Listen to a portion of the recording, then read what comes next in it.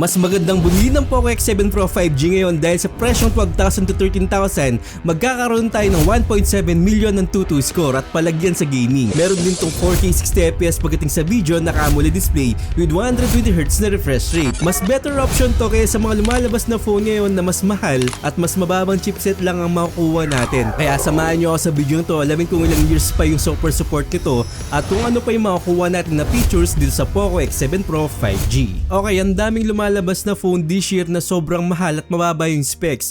Tulad ng Infinix Note Edge na sabi ng iba sulit daw pero sa akin hindi siya sulit dahil wala siyang OIS, so magalaw talaga sa video at mababa lang yung chipset niya. Pero ibayin natin ng Poco X7 Pro 5G dahil makukuha lang natin to kapag nag-sale ng 12,000 to 13,000 at minsan kahit hindi sale, bumabagsak talaga yung presyo nito. So i-check nyo yung link na ilalagay ko sa baba at legit official link yan ng Poco X7 Pro para hindi kayo maligaw o may scam. Well anyway, bakit mas magandang bumili ng Poco X7 Pro ngayon? So nung lumabas yung Poco X7 Pro nung January 2025, meron tayong 3 years OS updates at 4 years na security patches. Kaya ngayon 2026 meron pa tayong natitirang 2 years major OS updates at 3 years na security patches. So kahit ngayon ka pa bibili, palag na palag pa rin tong phone na to. At gusto ko ring malaman yun na meron tayong 4K at 60fps na stable dito na hindi mo makukuha sa mga ganito ka presyo niya. Kahit naglalakad tayo, stable talaga at maganda talaga sa isang phone na meron tayong 4K at 60fps na 4 times siyang malilaw kaysa sa 1080p at 60fps. Actually kahit ngayon Tecno Povo 7 Ultra at Infinix Note 30 Pro nag-sale sila noon, pero hindi sila nag-sale pagkatapos ng ilang buwan. Na-stock talaga sa 16K to 18K.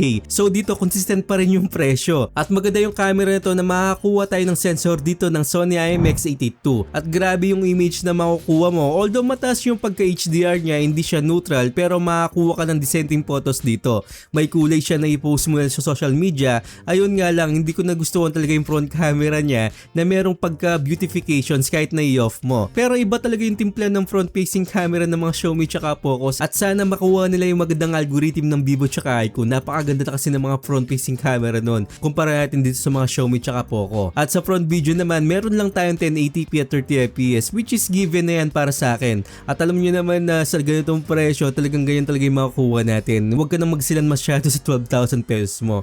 At nung nag-sale to noong November, kung di ako nagkakamali, nasa 10,000 to 11,000 lang yung presyo nito. Ganun siya kasulit talaga nung time na yun. Pero para sa akin yung 12,000 sulit na talaga. Then sa display naman, bezel-less na rin yung makukuha natin. Maganda yung pagka-AMOLED niya, meron tayong 120Hz na refresh rate. Pero ang pinakamagandang nagustuhan ko dito, meron pa rin tayong image enhancement na hindi ko nakita ngayon sa Redmi Turbo 5 Max. Kung sakali magkakaroon nga tayo ng Poco X7 Pro Max, i-check natin kung meron din tayong mga image enhancer na ganito. At sana hindi madamay sa global version na inalis nila yung image enhancement natin. So dito kasi sa Poco X7 Pro, meron tayong AI image enhancement, meron tayong mga MEMC features, mga super resolution, at yung mga HDR natin na AI. So magandang features to sa Poco X7 Pro na nagpa-pray talaga ako na makita ko pa to sa mga global version ng Poco X8 series. So parating na yung mga phone na yan ng Poco X8 Pro tsaka yung X8 Pro Max at kakalkalin talaga natin yung phone na yan at ipapakita ko yung mga ibang features. At isama ko na rin yung game test natin tsaka comparison video. So mag-subscribe lang kayo tsaka hit yung bell icon para updated kayo sa mga series na yon. Well anyway, isa pang pinakamalakas na chipset ang MediaTek Dimensity 8400 Ultra na makakuha tayo ng 1.7 ng 2.2 score. Well hindi ko alam ba't bumaba yung 2.2 score nito. Samantalang naalala ko dati yung 9 months review ko sa Poco X7 Pro, nasa 1.9 na ang 2.2 score o kulang-kulang 2 million, ganun siya kalakas. So regardless, malakas pa rin yung 1.7 million ng 2.2 score nito. At kung Mobile Legends lang, peanut lang talaga to. Makakuha ka ng 120fps, walang lag, walang frame drops. At sa mga ibang laro naman na Wild Rift, Honor of Kings at PUBG Mobile, makakuha rin tayo ng 120fps sa mga laro na yan. Ayun nga lang, sa Call of Duty Mobile, 90fps pa rin na makukuha natin. Pero napaka-smooth ng frame na yan kahit 90fps lang. Pero tatandaan ko, this year 2026, meron na tayong nakukuha ng 120fps pagdating sa mga ibang phone. At kung di ako nagkakamali, pati dun sa Poco F7, meron na tayong 120fps pagdating sa Call of Duty Mobile. Pero dito smooth naman talaga yung 90fps mo. At ang napansin kong malaking pagbabago naman dito pagdating sa Genshin Impact, mas smooth yung gameplay ko compared dun sa 9 months na review ko sa Poco X7 Pro 5G. At yun nga lang, matas pa rin yung temperature na nakukuha ko dito, 44 degrees Celsius. Nasa 18 minutes lang ako naglaro, pero mas smooth talaga siya compared dun sa dati. At may mga pakonting-konting frame drops which is given naman talaga yan para sa akin. Pero bumabalik naman siya 60fps kapag walang clash. Kaya kung Genshin Impact yung lalaroin nyo o yung mga games na heavy graphics, gumamit kayo ng phone cooler. Actually may recommended ako sa inyo ng Blackshark Fan Cooler 4 Pro. Magandang combination to sa Poco X7 Pro Pro 5G. At nag-test din ako ng mga bagong games dito na hindi ko tinest sa nakaraan. So dito meron tayong Where the Winds Meet. Hindi pa siya stable, 30 FPS pa rin yung sagad na frame na nakuha ko dito at hindi ko advisable na laro nyo to sa ngayon at kailangan pong ma-optimize talaga. At ang problema dito hindi sa Poco X7 Pro, problema to sa games. Sana ma-optimize to pagdating ng araw. At sa Once Human naman, okay naman to sa umpisa pero after 5 minutes lang ramdam ko na marami siyang frame drops. Actually frame drops talaga, hindi siya gumagalaw. So nakita ko habang hindi siya gumagalaw o gumagalaw siya ng pakonti-konti, tumataas yung temperature nito.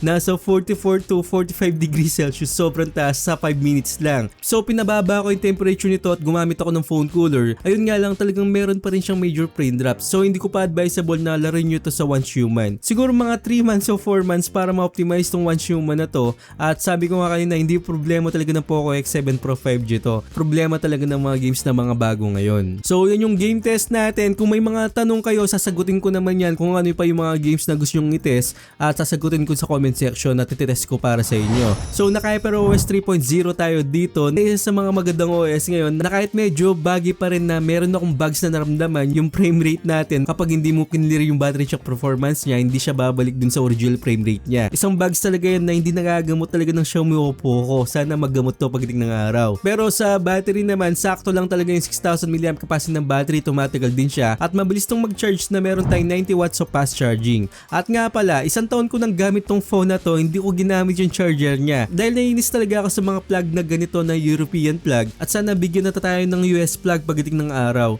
At nahirapan talaga ako magsaksak gamit tong charger na to. At ang ginagamit kong pang charge dito, ito legit talaga to power bank ni Chuktek. At ang kagandahan dito sa power bank ni Chuktek na to, makikita mo talaga sa screen mo na meron tayong turbo charging na kahit hindi mo gamitin yung mismong cable ng phone mo, talaga makikita mo to na meron tayong 90 watts. At kahit dun sa third party na cable na ginagamit ko, lumalabas pa rin siya. At ang maganda rin dito, meron tayong nakalagay na Xiaomi charger dito at match talaga yung Chuktek na power bank sa mga Xiaomi o Poco phones. So ilalagay ko na rin sa description box para makabili kayo ng power bank na to. So ayun, para sa akin, imbes na bumili kayo ng phone na nasa 12,000 to 13,000, mas maganda o highly recommended ko na bumili ka na lang ng Poco X7 Pro 5G. At matagal pa rin yung software updates nito, maganda yung camera at stable sa video at palag din sa gaming na partneran mo lang talaga ng phone cooler. So marami pa tayo unbox, marami pang lalabas na phone, abang-abang din kayo. At sana nakatulong ako sa inyo at huwag niyong kalimutan mag-subscribe sa channel ko at hit yung bell icon para sa mga ganitong unboxing reviews, bagong kaalaman at katarantaduhan sa channel na to. So once again, ako po si Paul.